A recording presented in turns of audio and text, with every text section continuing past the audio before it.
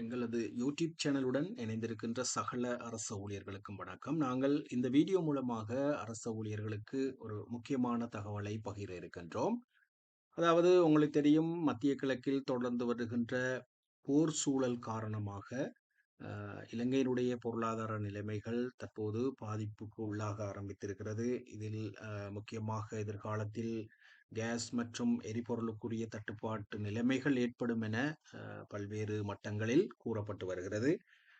போரினுடைய புதிய சூழ்நிலையானது ஆர்மோஸ் ஜலசந்தியை ஈரான் மூடியிருப்பதோடு இதன் ஊடாக போக்குவரத்து தற்போது இடைநிறுத்தப்பட்டிருக்கிறது. ஆசிய நாடுகளை பொறுத்த இலங்கை உட்பட இந்தியா போன்ற ஆசிய நாடுகளுக்கு தேவையான எரிபொருள் இந்த ஆர்மூஸ் ஜலசந்தியின் ஊடாகவே பிரயாணம் செய்யப்படுகிறது, அதாவது போக்குவரத்து செய்யப்படுகிறது. அது தற்போது இடைநிறுத்தப்பட்டிருப்பதன் காரணமாக எரிபொருளுக்குரிய தட்டுப்பாடு நிச்சயமாக ஏற்படும். அதே நேரம் அமெரிக்க மற்றும் இஸ்ரேல் படைகள்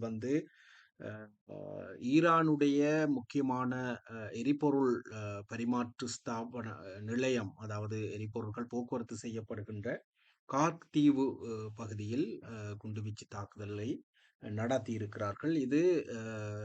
இந்த நிலைமையானது ஈரான் மீண்டும் அமெரிக்காவுக்கு சொந்தமான எண்ணெய் கிடங்குகள், அதாவது எண்ணெய் தளங்களை தாக்க இருப்பதாக கூறப்படுகிறது. இவ்வாறாக பலவிதமாக ஏட்டிக்கு போட்டியாக நிலைமைகள் மோசமடைந்து வருவதன் காரணமாக இலங்கையினுடைய பொருளாதார நிலைமை மேலும் மோசமடைய இருக்கிறது.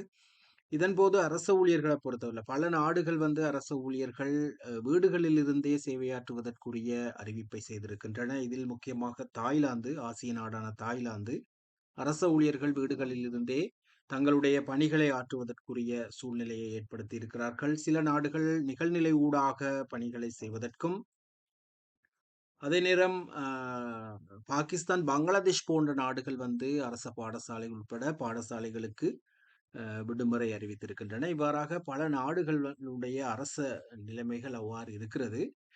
இலங்கைக்கு பொதுவாக எரிபொருள் கையிருப்பில் இருந்தாலும் புதிய எரிபொருள்கள் கிடைப்பதில் சில நேரங்களில் காலதாமதம் ஏற்படுகின்ற போது எரிபொருளுக்கு தட்டுப்பாட்டு நிலைமைகள் ஏற்படும். எனவே அரச ஊழியர்கள் உங்களுடைய எரிபொருளை சேமிப்பதை விட நீங்கள் உங்களுடைய வாகனங்களுக்கு ஃபுல் டேங்க் பெட்ரோல் நீங்கள் அல்லது டீசல் பெற்றுக்கொள்கின்ற அதே வேளை நிதி சேமிப்பிலும் நீங்கள் கூடுதலாக கவனம் செலுத்திக் கொள்வது மிக அவசியமாகிறது. எதிர்பாராத விதமாக நிலைமைகள் மோசமடைகின்ற போது இலங்கைக்கு வருகின்ற உல்லாச பிரயாணிகளுடைய எண்ணிக்கை, அதே நேரம் இலங்கையினுடைய ஏற்றுமதி சூழ்நிலைகளும் சில நேரங்களில் பாதிப்பு உள்ளாகின்ற போது நிச்சயமாக அரச ஊழியர்களை அது நிச்சயமாக பாதிப்பு உள்ளாக்கும் என்ற ஒரு நினைவுபடுத்தலை இந்த வீடியோ மூலமாக உங்களுக்கு அறிய தருகின்றேன்.